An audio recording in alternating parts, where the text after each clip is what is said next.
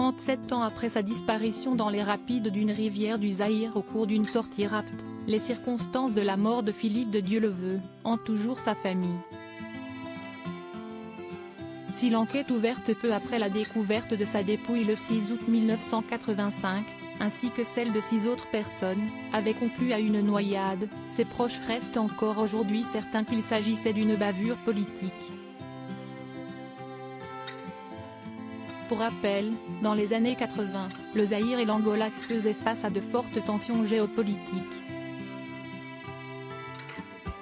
Depuis, le cercle proche de l'animateur star est convaincu que l'armée zaïroise a assassiné le présentateur de l'émission La Carte au Trésor diffusée sur Antenne 2, et que l'État français a couvert les faits.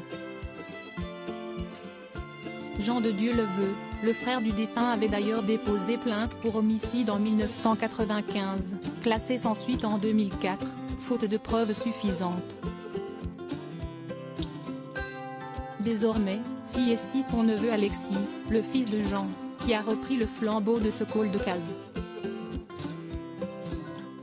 Le 23 février dernier, il avait fait la demande de réouverture du dossier, afin de rétablir ce qu'il pense être la vérité au sujet de la mort de son oncle.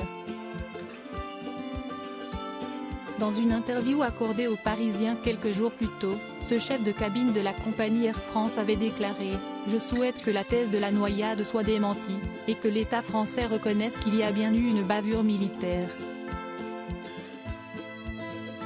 Ce samedi 13 mai, la justice a tranché.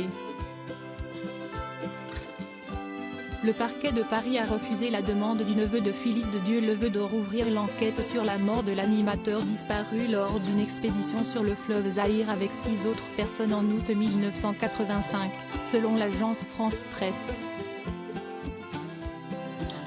Une noyade d'État, presque 4 décennies après la mort de Philippe de Dieuleveux alors qu'il avait 34 ans, l'enquête familiale continue. Alexis affirme même que son oncle faisait partie des services secrets français, et que sa présence sur le continent africain n'était pas le fruit du hasard. « J'ai la certitude qu'ils étaient en mission », avait-il rapporté au quotidien.